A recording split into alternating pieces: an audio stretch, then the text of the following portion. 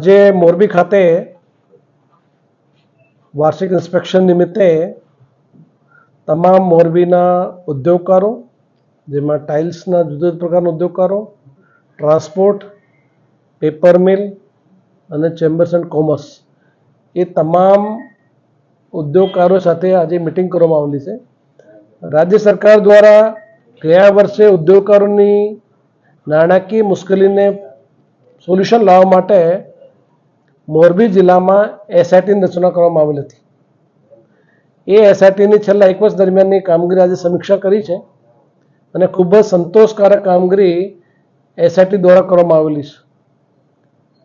38 કરોડના ઉદ્યોગકારોના પૈસા જે ફસાયા હતા એમાં 19 કરોડ રૂપિયા એ પાછા આવી ગયા છે.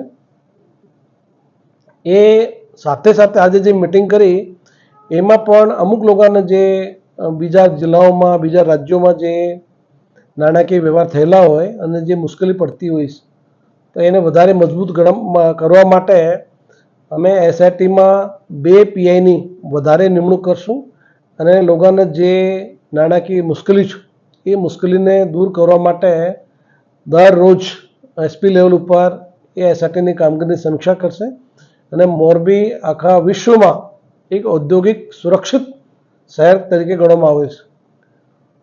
મોરબીની જે તાસીર છે એ ઉદ્યોગકારો માટે ખૂબ જ ફ્રેન્ડલી માહોલ ઊભો રાખે છે.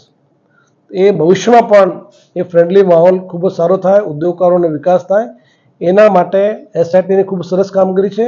આખી ટીમને આપના માધ્યમ થકી અભિનંદન આપું છું અને ભવિષ્યમાં પણ સારી કામગીરી કરે એવી શુભેચ્છા પાઠવું છું. આજે ઉદ્યોગકાર સાથે મિટિંગમાં અમુક જે મોરબીની આજુબાજુ વિસ્તારોમાં જે ટ્રાફિકના મુદ્દાઓ એ મુદ્દાઓ હોય, લોનના મુદ્દા હોય, વ્યાજખોરીના મુદ્દા હોય, એ તમામ મુદ્દાઓ પર ચર્ચા કરવામાં આવેલી છે. આપને ખ્યાલ છે કે રાજ્ય સરકાર દ્વારા છેલ્લા 2 વર્ષ દરમિયાન ખૂબ જ મોટા પ્રમાણમાં વ્યાજખોરો વિરુદ્ધ ઝુંબેશ એ ચાલુ કરવામાં આવેલી અને ખૂબ જ સારા અને પ્રતિસાદ આખા રાજ્યમાં મળેલા છે. એમાં પણ મોરબી જિલ્લામાં પણ ખૂબ સરસ કામગીરી વ્યાજખોરો વિરુદ્ધ પોલીસ દ્વારા કરવામાં આવેલી છે.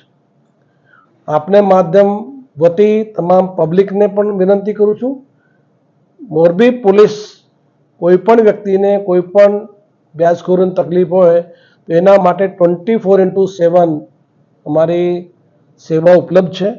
કોઈ પણ વ્યક્તિ ગમે ત્યારે આવી કોઈ પણ પ્રકારની વ્યાજખોરો સિવાયની કોઈ રજૂઆત હોય તો પણ અમારા અધિકારી કર્મચારીઓ પોલીસોને મળી અને સમસ્યાનું વર્ણન કરી શકે છે. પોલીસ દ્વારા હું ખાતરી આપું છું કે સમસ્યાનો તાત્કાલિક અને કાયદાકીય રીતે જે પણ શક્ય હોય એને ખૂબ જ ઝડપથી ઉકેલ લાવવામાં પોલીસ દ્વારા કામગીરી કરવામાં આવશે. મોરબીની ક્રાઇમની સ્થિતિ ચેક કરતા અહીંયા ખૂબ જ કાયદો વ્યવસ્થાના ખૂબ જ સારી પરિસ્થિતિ છે. આજે ઉદ્યોગકાર સાથે મિટિંગમાં પણ એ મુદ્દો પર ચર્ચા કરવામાં આવેલી. કોઈ પણ વિસ્તારમાં ઉદ્યોગકારોને બીજા કોઈ પબ્લિકને કોઈ પણ પ્રકારની કનડગત નથી અને કોઈ પણ કોઈ રજૂઆત હોય તો અમારી પાસે આવે અને અમે 100%નો ઉકેલ લઈ આવીશું. તેમ છતાં અમારે ભવિષ્યમાં કાયદો વ્યવસ્થા કેવી રીતે મજબૂત કરી શકાય એ અમારા પ્રયત્નો સતત ચાલુ હોય છે અને મોરબી પોલીસ એના માટે કટિબદ્ધ છે. અમારા તમામ અધિકારીઓ, કર્મચારીઓ ખૂબ જ સારી સેવા આપી શકે એના માટે તમામ પ્રકારના ઇન્સ્ટ્રક્શન્સ આપવામાં આવેલા છે અને પોલીસ દ્વારા એ પ્રમાણે કામગીરી પણ કરવામાં આવશે. એમાં જે વ્યક્તિઓ જે લાયસન્સની મુદ્દા હોય એ બધું એક કાયદાકીય પ્રક્રિયા છે. આર્મ્સ એક્ટમાં કલેક્ટરને અરજી કરવાની હોય છે અને જે આખી કમિટી હોય છે એમાં જે પણ ગુણદોષ આધાર ઉપર કલેક્ટરને લાગતો હોય તો એને હથિયાર પરવાનગી આપી શકે છે. તેમ છતાં આપને જે સૂચના આપી છે તેમાં જે પણ લોકોને જે હશે એ કેવી રીતે અમે એને ફરીથી પ્રયાસ કરશું કે આ લોકોને કોઈ પણ તકલીફ નહીં પડે અને હથિયાર ધારા બીજા જે કાયદાની જે પ્રોવિઝન્સ છે એ બધું એક સેટ પ્રોસિજર છે. એ સેટ પ્રોસિજરમાં પણ લોકો ભાગ લઈ શકે છે અને કલેક્ટરશ્રીને અરજી કરી શકે છે અને જે કલેક્ટર યોગ લાગશે તો એને હથિયાર આપી શકે છે. વ્યાજખોર વિરુદ્ધમાં અમારી જે ગયા વર્ષે ઝુંબેશ હતી એ દરેક પોલીસ સ્ટેશન વાઇઝ, દરેક જિલ્લા વાઇઝ અને દરેક અલગ અલગ જગ્યાઓ ઉપર લોક સંમેલનનું આયોજન કરી અને સમસ્યાને ધામવા માટે પોલીસ દ્વારા ખૂબ જ પ્રમાણમાં કામગીરી કરવામાં આવેલી હતી અને અમે જે કાયદાકીય પ્રક્રિયાની સાથે સાથે લોકોમાં એક જાગૃતતા થાય એના માટે પણ ઝુંબેશ હાથ ધરવામાં આવેલી હતી. આજે સાંજે આ તમામ જે છેલ્લા 1 વર્ષ દરમિયાનની કામગીરીનો એ પોલીસ દ્વારા પ્રેસ નોટ ઇસ્યુ કરવામાં આવશે અને તમામ પ્રકારના લોકોને પણ આપણા મારફતે પણ અપીલ કરવામાં આવશે. દરેક પોલીસ સ્ટેશનોમાં અમે ફરીથી આ કામગીરીમાં વધારે ઝડપથી કામગીરી થાય એ પોલીસનો હેલ્પલાઇન નંબર પણ ઇસ્યુ કરશું અને દરેક પોલીસ સ્ટેશનોમાં અધિકારીઓને એ સૂચના પણ આપીશું કે કોઈ પણ વ્યક્તિ કોઈ પણ જગ્યાએ કોઈ તકલીફ પડે તો તાત્કાલિક પોલીસનો કોન્ટેક્ટ કરી શકે છે અને પોલીસ દ્વારા કામગીરીમાં ખૂબ જ ઝડપથી અમે કામગીરી હાથ ધરશું. અમારા બધા અરજદારને સાંભળવામાં આવશે.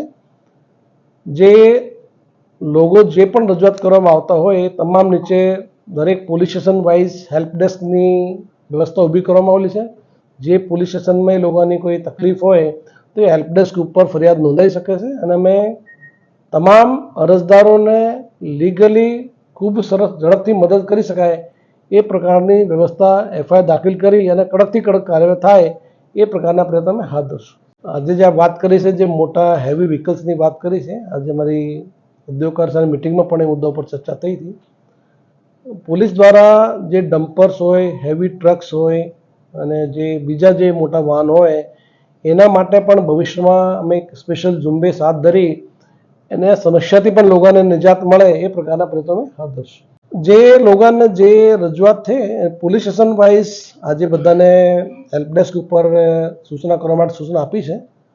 તેમ છતાં પણ એવા અમારા કોઈ પણ પોલીસની તકલીફ હશે તો અમે જે તે થાણા ઇન્ચાર્જને સૂચના આપી અને લોકોને વ્યવસ્થિત રજૂઆત સાંભળાય અને વ્યવસ્થિત એના ઉપર પગલાં લેવાય એ પ્રકારની પોલીસ દ્વારા વ્યવસ્થા ઊભી કરવામાં.